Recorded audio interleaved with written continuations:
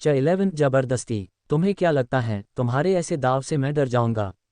ऐसे नकली बैच तो मार्केट में कोडियों के दाम बिकते हैं, साहूकार ने धमकी भरे लहजे में कहा। वो इसे बस खान का बेकार सा दाव समझ रहा था जो उसे बस डरने के लिए था। वो तो वक्त ही बताएगा कि ये नकली है या। फिलहाल मैं चलता हूँ, हम दोबारा जल्द मिलेंगे। खान ने इतना कहा और अपने कदम पीछे ओढ़कर मुड़ कर जाने लगा। रुको, अभी खान बस दरवाजे तक ही पहुंचा था कि उसे पीछे से साहूकार की आवाज़ सुनाई दी।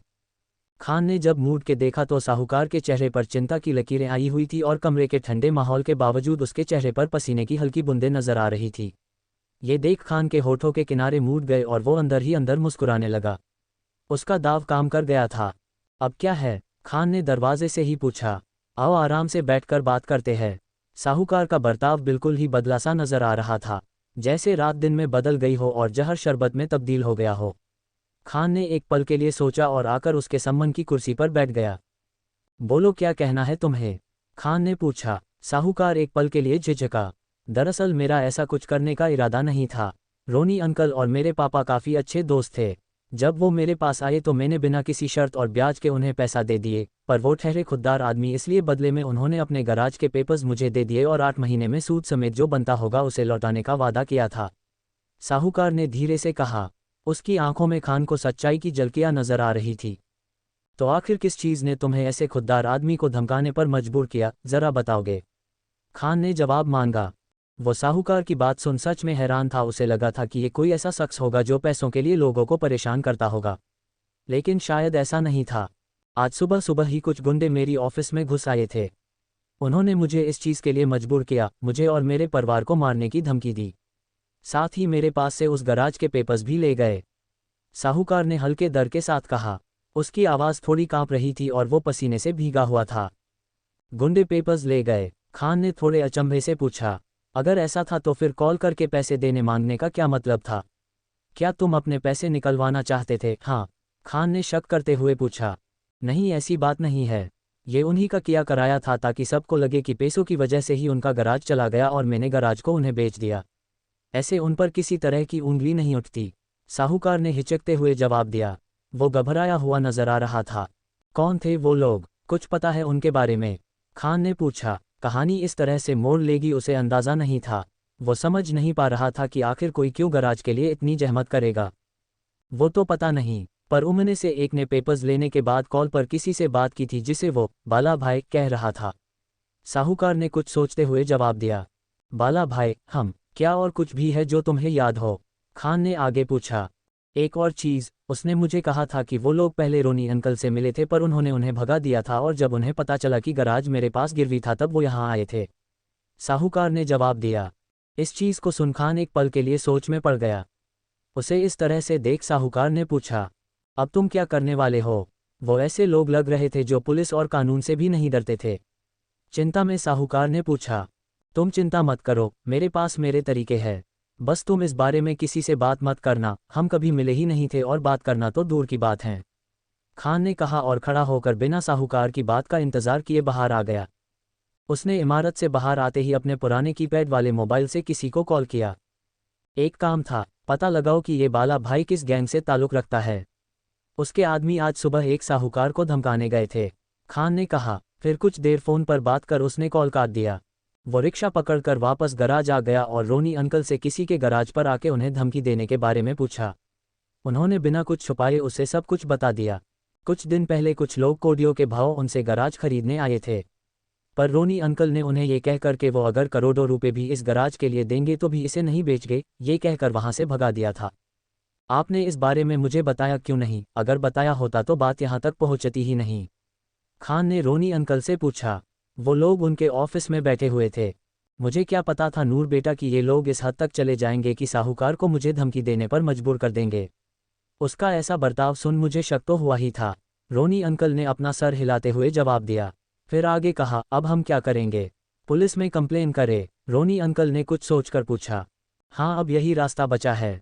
हम कल जाएंगे इस बारे में रिपोर्ट करने, फिर आगे देखते हैं क्या होता है, खान ने एक आह भरी और जवाब दिया। ठीक है, फिलहाल तुम आराम करो, कल सुबह हम पुलिस के पास जाएंगे। इतना कह रोनी अंकल खड़े हुए और बाहर जाने लगे। खान भी खड़ा हुआ और उनके साथ साथ ऑफिस से बाहर आ गया। शाम ढलकर अब रात के अंधेरे के पीछे छुप चुकी थी। चौराहे की रोशनी सड़कों को धीमी रोशनी से रोशन कर रही थी। लोग अपने अपने काम को खत्म कर अपने घर वापस लौट रहे थे। सड़कें अब सुनसान हुई पड़ी थी। खान इस गहराती रात में एक सुनसान सड़क पर अकेले चलते हुए आगे बढ़ रहा था। उसके चेहरे पर किसी भी तरह का खौफ या चिंता की कोई लकीर दिखाई नहीं दे रही थी। वो चल ही रहा था कि उसका कॉल बजने लगा। उसने उसे पिक किया। कहाँ? खान ने कॉल उठाते ही पूछा। वो कुछ देर तक फ़ोन से उस तरफ से आती आवाज़ को गुर से सुनता रहा। समझ गया, तुम्हारा शुक्रिया, खान ने कहा और कॉल काट दिया। फिर उसने अपना चलना जारी रखा। कुछ देर चलने के बाद वो एक दूसरी सड़क पर आ गया जहां वाहनों का आना जाना लगा हुआ था। उसने हाथ बताकर एक ऑटो को पकड़ा और अपने ठिकाने की ओर चल पड़ा। आगरा शहर के बाहरी बहरी इलाके में एक 10 माले की अंडर कंस्ट्रक्शन बिल्डिंग के छठे मेल पर मंद रोशनी जल रही थी। पूरी बिल्डिंग में एक वही ऐसी जगह थी जहां रोशनी थी। कुछ 20 के करीब लोग उस जगह पर अपना डेरा जमाए मस्ती में बैठे हुए थे। कुछ सो रहे थे तो कुछ शराब के मज़े ले रहे थे। उस मंजिल के एक कोने में एक टेबल रखा हुआ था जिसके दूरी तरफ चेयर पर बैठा हुआ शख्स फ़ोन पर किसी से बात करने में लगा हुआ था। अरे सेठ, क्यों फिक्र करते हो? आपका नाम नहीं आएगा। हमने उसके पेपर्स को हमारे पास रख लिया है और जैसे ही 3 दिन खत्म होंगे और जैसे ही आप हमें हमारी रकम हमें देंगे आपको ये पेपर्स मिल जाएंगे, उस आदमी ने कहा। वो शख्स अपनी चेयर पर पीछे की ओर झुका हुआ था और उसके पैर टेबल पर सटे हुए थे। टेबल पर कई पेपर्स, कुछ रुपये और चंद हथियार रखे हुए थे। उससे कुछ दूरी पर 4 लोग ताश खेल रहे थे और मजे से दारू पी रहे थे। तभी उनमें से एक शख्स खड़ा हुआ और इधर उधर देखने लगा।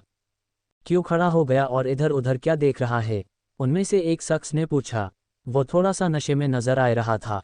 सुसु आई है, जगह ढूंढ रहा हूँ, उस आदमी ने नशे की हालत में कहा। वो अब भी अपने आसपास देखे जा रहा था। अबे इधर मत करना, बहुत बास आती है, नीचे जा चल, दूसरे शख्स उसे टोकते हुए कहा। ठीक है, मैं नीचे जाता हूँ, उस शख्स ने कहा और सीढ़ियों की ओर जाने लगा। उसके बाकी साथी अपने ताश के खेल में बिजी हो गए। वो शख्स सीढ़ी से उतरकर 5वें माले पर आया और दीवार के साइड के कोने से पेशाब करने लगा। रात की ठंड की वजह से उसका शरीर हल्का सा कांप रहा था। वो मस्ती में सीटी बजाते हुए अपना काम कर रहा था। तभी उसे लगा कि जैसे कोई उसके पीछे खड़ा हो। उसके शरीर में एक जुर्जुरी दौड़ गई और उसने अपनी पूरी हिम्मत जुटाकर पीछे की ओर देखा। जब उसने पलट कर देखा तो उसकी आंखें हैरानी में बड़ी हो गई और वो तेजी से चिल्ला उठा। आखिर उस शख्स ने क्या देख लिया था? क्या होने वाला था आगे की कहानी जाने के लिए सुनते रहे। चटवेल नकाब पोश का वार। उस शख्स की चीख पूरी इमारत में गूंज उठी जिसे सुन छठे माले पर बैठे सभी ने एक साथ एक दूसरे की ओर देखा। कुर्सी पर बैठा आदमी जो फ़ोन पे बात कर रहा था उसने एक पल के अपने कॉल को होल्ड किया। अरे देखो उसे, कहीं गिर वीर तो नहीं गया? उस शख्स ने उसके साथियों को जो उसके साथ ताश खेल रहे थे उनसे शांति से कहा, जैसे उसे उसकी कोई परवाह ही ना हो। आखिर ये इतनी पीता क्यों है? अगर उसे खुद को संभाला नहीं जाता तो? एक शख्स ने उठते हुए कहा। उसे वहां से उठकर जाने में बहुत ही ज्यादा आलस आ रहा था। देखना तो पड़ेगा ना, कहीं मर वर तो नहीं गया? दूसरे ने जवाब दिया। वो भी उसी हाल में था जैसे उसका साथी था। वो तीनों उठकर धीरे धीरे सीढ़ियों से 5वें फ्लोर पर आए। पूरा फ्लोर अंधेरे में डूबा हुआ था। तीनों ने अपने आसपास नज़र घुमाकर अपने साथी को ढूंढने की कोशिश की पर अंधेरे में उन्हें ज़्यादा दूर कुछ दिखाई नहीं दिया। अब ये कहाँ अपनी टंकी खली करने गया होगा? एक ने कहा। वो अपनी आंखें छोटी और बड़ी करके चारों ओर देख रहा था। कहाँ हो तुम? अगर जिंदा हो तो जवाब दो, एक ने चिल्लाते हुए कहा। उसकी आवाज़ फ्लो में और इमारत में चारों ओर गूंज गई पर फिर भी उसके साथी ने उसे कोई जवाब नहीं दिया। एक काम करो, तुम बाईं तरफ जाओ, मैं दाएं जाता हूँ और तुम यहाँ आसपास देखो। पहले नीचे झांक के देखना कहीं गिर वीर तो नहीं गया है, तीसरे आदमी ने अपना प्लान बताते हुए कहा। बाकी दोनों ने अपने सर हाँ में हिलाया और सभी अपनी अपनी तय की हुई जगह के पास अपने साथी को खोजने के लिए निकल गए। जैसे ही लोग अंधेरे फर्श पर तितर बितर हो गए, वे सावधानी से इधर उधर जाने लगे। उनके कदमों से उजाड़ इमारत में हल्की गूंज पैदा हो रही थी। रात की ठंडी हवा में कंपकंपी थी जो डर की ठंडक से और भी बढ़ रही थी। उन्होंने अपने लापता साथी की एक झलक पाने के लिए अपनी आंखों पर जोर डाला, लेकिन मुश्किल से कुछ फीट की दूरी पर कुछ भी दिखाई नहीं दे सका। जैसे ही वे फर्श के किनारों पर पहुंचे, उनके दिल की धड़कनें बेचैनी से गूंज उठीं। जो व्यक्ति बाईं ओर गया था वह एक खाली टोकरे से जोर की आवाज के साथ टकराया, जिससे उसकी रगों में दहशत की लहर दौड़ गई। उसने तुरंत ही खुद को संभाला, यह महसूस करते हुए कि उसका साथी भी शायद इसी तरह से किसी से टकराकर गिर गया होगा। जब वे तीनों अपने साथी की खोज में इधर उधर देख रहे थे, वही उस फ्लो के एक अंधेरे कोने से 2 आंखें उनको तीनों को देख रही थी। अंधेरे की वजह से उसका चेहरा नजर नहीं आ रहा था। वो तीनों लोगों को गौर से अपने साथी की तलाश करते हुए देख रहा था। उसके पैरों के पास एक आदमी पड़ा हुआ था जो हिलडुल नहीं रहा था। ये वही शख्स था जो चिल्लाया था और जिसकी तलाश में उसके साथी फ्लो पे अलग अलग भटक रहे थे। जैसे ही अंधेरे में छुपे आदमी ने देखा कि तीनों एक दूसरे से अच्छी खासी दूरी पर थे, उसने अपना मूव किया। वो उस अंधेरी जगह से बाहर निकला। बाहर आते ही प्रकाश की हल्की किरण उसके चेहरे से टकराई, जिस पर उसने के कपिंगे नुमा मुखौटा बांधा हुआ था, जिसमें से सिर्फ उसकी गुस्से भरी आंखें दिखाई दे रही थी। जब वह विशाल अंधेरे में डूबे फ्लो को पार कर रहा था तो उसके कदमों की आवाज़ें गूंज नहीं रही थीं।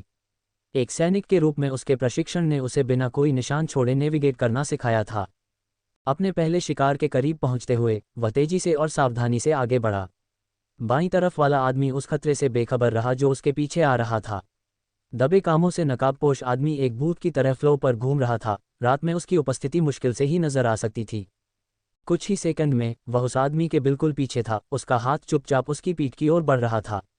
तेज और निर्दयी उसने उस आदमी का कंधा पकड़ लिया और उसे जोरदार पकड़ से घुमा दिया। अचानक से हुए इस वार से उस आदमी की आंखों में दहशत फैल गई। बचाव के उसके प्रयास कमजोर हो गए क्योंकि उसने भागने की बेताब कोशिश में उसने खुद को और खतरे में झोंक दिया। वो दहशत भरी आंखों से अपने सामने खड़े नकाबपोश को देख रहा था। वो चिल्लाना चाहता था पर डर ने उसका गाला गोंद रखा था। लेकिन नकाबपोश सबसे तेज था। उससे पहले कि उस आदमी की आवाज़ अपने मुकाम पर पहुंचती, उसने एक तेज कराटे चोप उसकी गर्दन पर दे मारा, जिससे उस आदमी का शरीर तुरंत ही ढीला पड़ गया और उसकी आंखें फैल गई। वो बेहोश होते हुए उस आदमी को देख रहा था, लेकिन इससे पहले कि वो शख्स धड़ाम से नीचे गिरता, नकाबपोश ने उसे थाम लिया और उसे वही पास में पड़े बैरल में डालकर अपने अगले शिकार की ओर चल पड़ा। नकाबपोश का शिकार अब की बार फ्लो के बीच में तलाश कर रहा शख्स था। वो परछाइयों से होते हुए तेजी से उसके करीब पहुंचा। दूसरा शख्स बीच में मौजूद लिफ्ट के करीब अपने साथी के होने की पुष्टि कर रहा था। कहाँ हो, चलो भी कुछ तो मिले। लिफ्ट के हॉल से नीचे झांक रहा था। तभी उसे महसूस हुआ कि कोई तो है जो उसे देख रहा था। तेजी से अपने एहसास पर यकीन करते उसने अपनी बंदूक को बाहर निकल लिया और पीछे की ओर पलटा।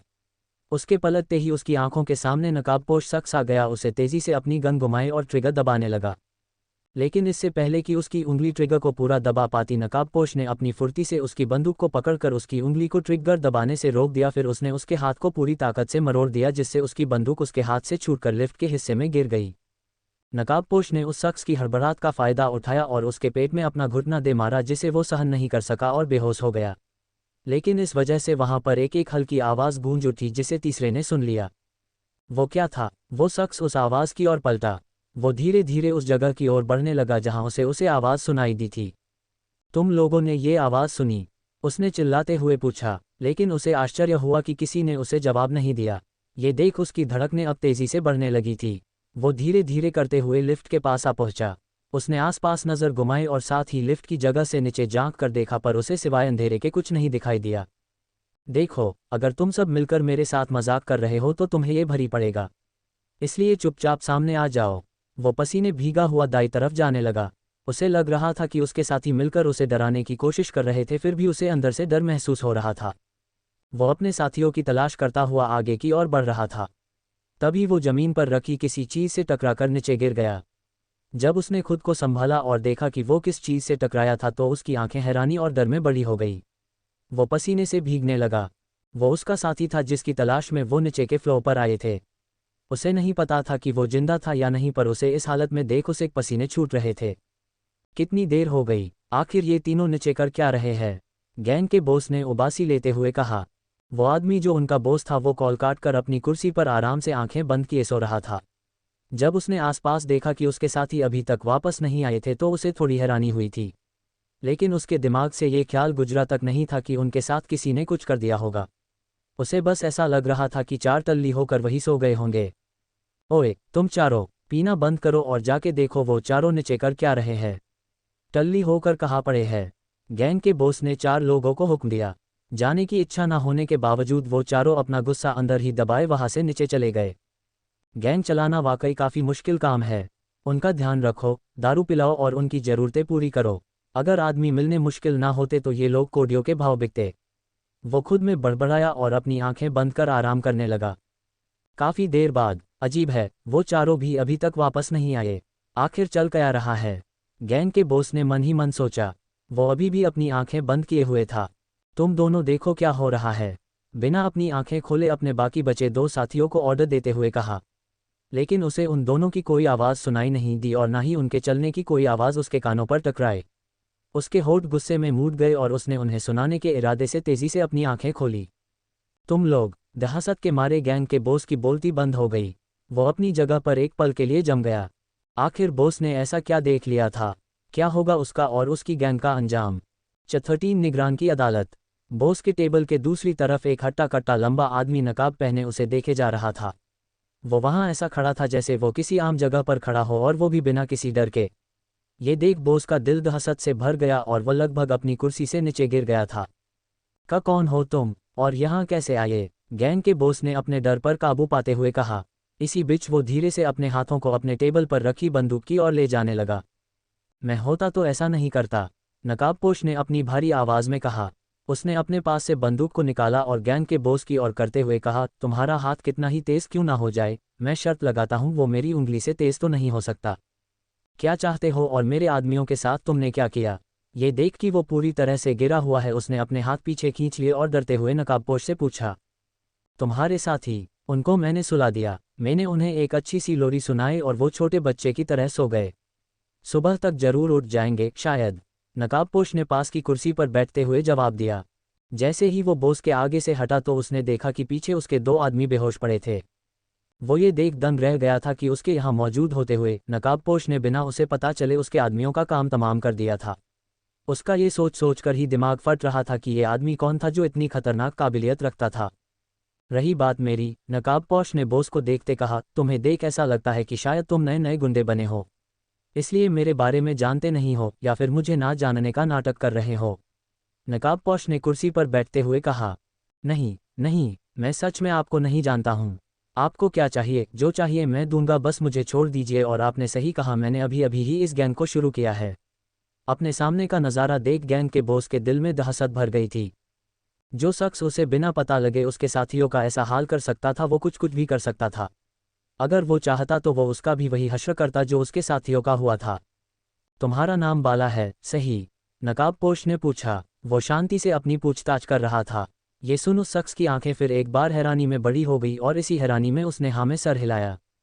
तो बाला भाई, अगर अपनी खैरियत चाहते हो तो मैं जो पूछूं बस उसका जवाब सीधा सीधा देना, ठीक है? नकाबपोश ने पूछा। वो अंदर ही अंदर मुस्कुरा रहा था पर उसकी आंखें किसी भयानक खतरे कम नजर नहीं आ रही थी, जिसे देख बाला का दिल दहशत से भर गया। ठीक है, बाला ने दबी आवाज में कहा। क्या तुम बाहर से आए हो? हाँ या ना में जवाब दो, नकाबपोश ने पूछा।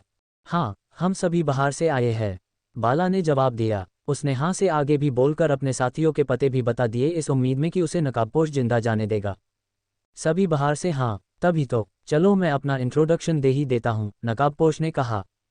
फिर उसने खुद को सही किया, मुझे लोग कई नाम से जानते हैं, दहशत फैलाने वाला, कहर बरसाने वाला, रात का राजा और भी बहुत कुछ। पर एक नाम है जिसे लोग ज़्यादातर इस्तेमाल करते हैं, आगरा का रखवाला, नकाबपोश ने जवाब दिया। बाला के इस चीज़ को हजम करने के लिए वो एक पल के लिए रुका। वैसे लोग मुझे एक और नाम से जानते हैं, निगरान, निगरान ने ठंडे स्वर में जवाब दिया। क्या? तो वो तुम हो? तुम सच में हो? बाला की आंखें फट के बाहर आने को हो गई। उसके चेहरे पर पसीना बहते झरने की तरह हो गया और उसका शरीर ठंडा पड़ गया। इंटरेस्टिंग, हाँ, तो तुम्हें पता है मेरे बारे में? तुम्हारी हिम्मत की तो मैं दाद देना चाहूँगा। बाला की बात सुन निगरान जोर से हंसने लगा। निगरान की आम हंसी में बाला को यमराज दिखाई देने लगा था। हाँ, हमें लगा ये बस एक अफवाह है जो बाहर से आने वालों को अंडरवर्ल्ड से दूर रखने के लिए फैलाई गई है। हमें जान दो। बाला अपने घुटनों पर आ गया था और हाथ जोड़कर उसे जाने देने के भीख मांग रहा था। उसने यहाँ आते ही आगरा के रखवाले के बारे में सुना था पर उसने इसे एक अफवाह समझकर इग्नोर किया था। उसने सुना था कि वो एक ऐसा शख्स था जिसकी नज़र में अगर कोई क्रिमिनल आ गया तो वो जिंदा नहीं बचता था, उसकी मौत पक्की होती थी। उसने आगरा के नक्शे से कई नामचीन गैंग्स के नामो नोशन को मिटा दिया था। चलो तुम्हें एक मौका देता हूँ, बस मेरे एक सवाल का जवाब दे दो। अगर मुझे तुम्हारा जवाब पसंद आया तो मैं तुम्हें जाने दूंगा। निगरान ने कुछ सोचने के बाद कहा। मैं आपके हर सवाल का जवाब देने के लिए तैयार हूँ, आप बस बोलिए। बाला ने जैसे ही सुना कि निगरान उसे छोड़ने की बात कर रहा था उसे अंधेरे में चमकती रोशनी दिखाई देने लगी। अरे इतनी जल्दबाजी नहीं, पहले सवाल तो सुन लो और उनके देने की शर्तें भी, निगरान ने कहा। शर्तें? कौन सी शर्तें? बाला ने उतरे मन से जवाब दिया। अगर शर्तें कठिन हुई तो उसका मरना तो पक्का ही था। बताता हूँ, पहले सवाल, तुम्हें इस काम को शुरू किए कितना वक्त हुआ और अब तक क्या क्या घुल खिलाए है तुम लोगों ने?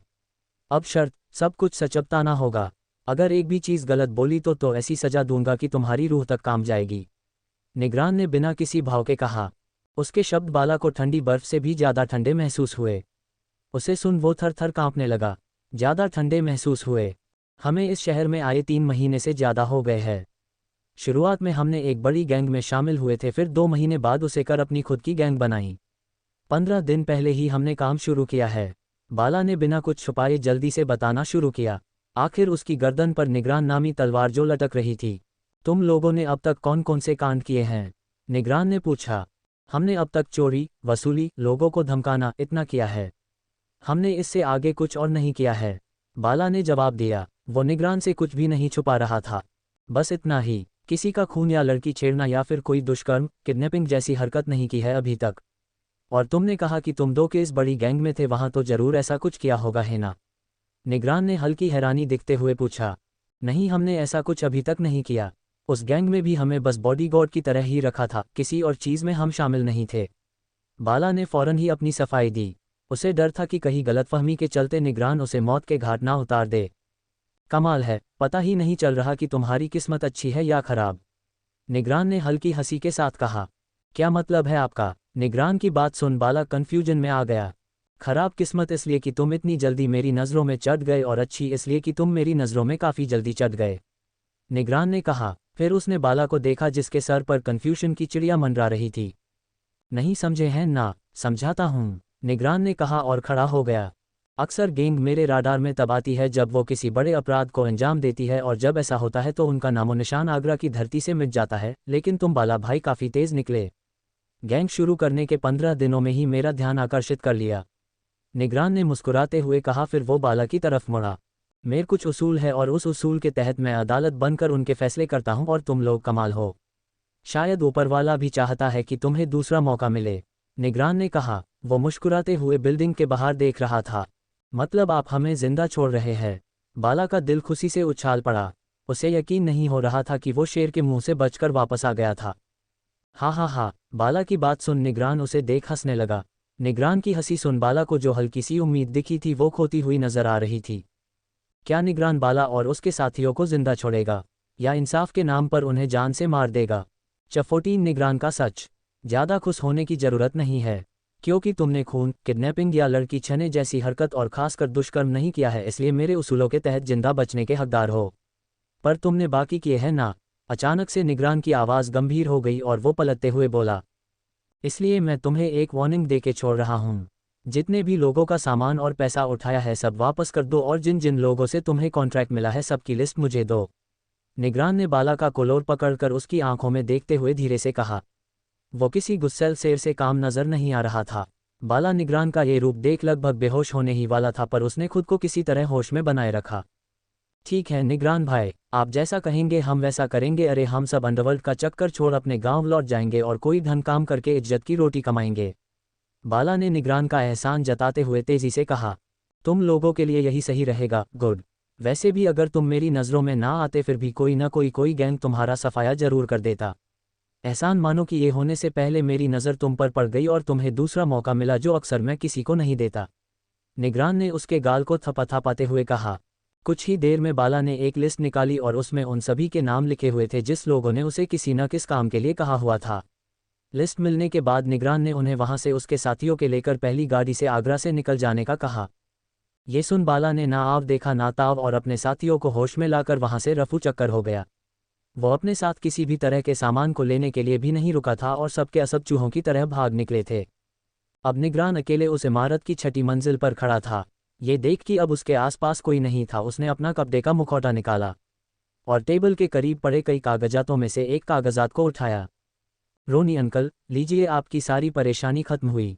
बस अब उस बिल्डर को सबक सीखना है जो आपके गराज के पीछे पड़ा है।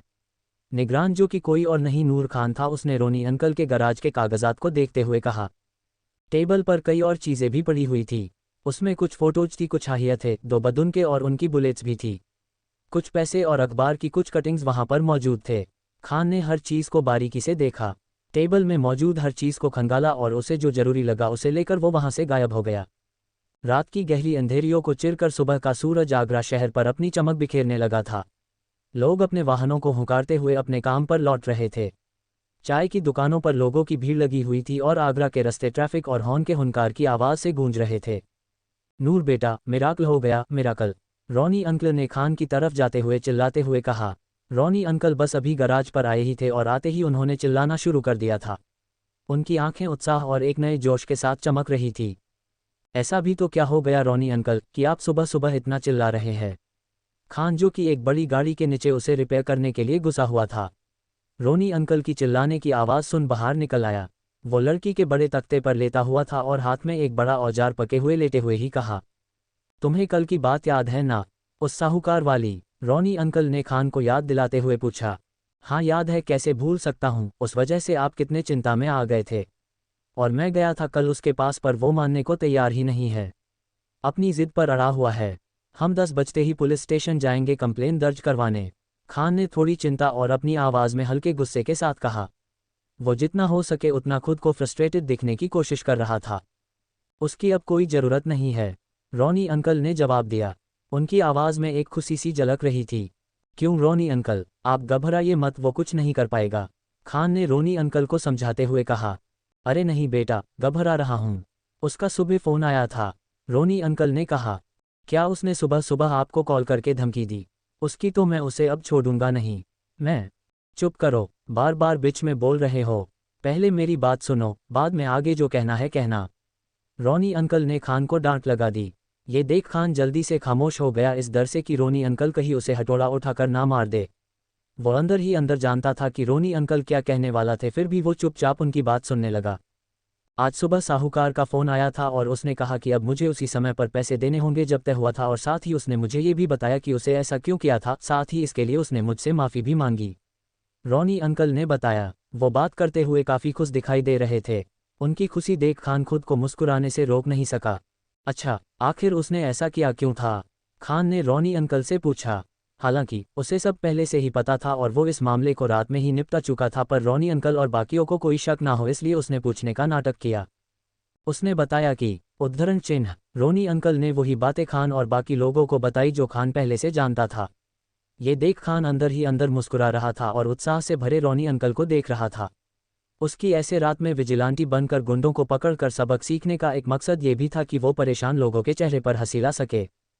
उसने आगे बताया कि आज सुबह जब वो उठा तो उसे गराज के पेपर्स अपने दरवाजे पर पड़े मिले। उसके साथ एक कागज़ भी था जिस पर एक बिल्डर का नाम लिखा हुआ था जो इसके पीछे जिम्मेदार था। रोनी अंकल ने अपनी बात को ख़त्म किया और कुछ सोचने लगे। उस साहूकार ने बिल्डर का नाम तो बताया होगा, क्या नाम था उसका? गराज के एक शख्स ने पूछा। ये सुब सभी रोनी अंकल के जवाब का इंतज़ार करने लगे। खान, जिसे पहले ही उसका नाम पता था, वो भी बाकियों की तरह इस खुलासे का इंतज़ार करने लगा। मनमोहन बिल्डर एक छोटा मोटा बिल्डर है, उसे यहाँ पर एक बड़ी सी इमारत बनानी है। मुझे अभी याद आया कि वो कुछ महीनों पहले गराज को खरीदने के लिए अपने लोगों के साथ यहाँ आया था। हालांकि मैंने उसे मना कर दिया था, पर मुझे इस चीज़ का ज़रा भी अंदाज़ा नहीं था कि वो इस हद तक जा सकता था, रोनी अंकल ने जवाब दिया। आगे आपका क्या इरादा है? खान ने ये सुन उनसे पूछा। खान चाहता तो वो उस बिल्डर को निगरान बनकर अच्छे से सबक सिखा सकता था, पर इससे उसकी पहचान के सामने आने का खतरा था, इसलिए उसने उसके साथ खान बनकर ही पंगा लेने का सोचा था। तुम बताओ क्या करना चाहिए? मुझे नहीं लगता कि वो इस गराज को लिए बिना शांत बैठने वाला है, रोनी अंकल ने खान की राय मांगी। गराज के सभी लोग खान को टक देखने लगे, उसके जवाब का इंतज़ार करने लगे। समय जैसे धीमा हो गया था और एक लम्हा कई मिनटों के बराबर महसूस हो रहा था। हम वही करेंगे जो करने वाले थे, पुलिस कंप्लेन, उसके अलावा हमारे पास कोई और रास्ता नहीं है। बस कुछ अलग होगा तो नाम जो पहले हम साहूकार का लेने वाले थे अब उस मनमोहन का लेंगे, खान ने एक पल सोचने के बाद कहा। उसने पहले ही इस बारे में सोच लिया था कि चाहे रोनी अंकल शिकायत दर्ज करने के लिए हाँ कहे या ना, वो तो करने ही वाला था, और इसकी वजह नया आईपीएस अफसर पुष्कर सेठी था। ठीक है नूर बेटा, हम तय किए हुए समय पर शिकायत के लिए पुलिस स्टेशन जरूर जाएंगे, तैयार रहना, रोनी अंकल ने बिना कोई बहस किए हाँ कह दिया और अपने ऑफिस की तरफ चल पड़े। तुम लोग अब काम पर लगो। जाते हुए वो सबको अपने अपने काम पर वापस लौटने का कह रहे थे।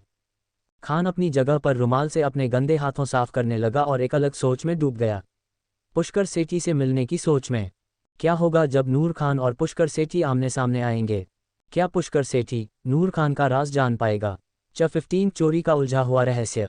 सुबह सुबह आगरा के पुलिस स्टेशन में आज के दिन अलग ही माहौल था। यह असामान्य रूप से व्यस्त था और हवा में प्रत्याशा की भावना थी।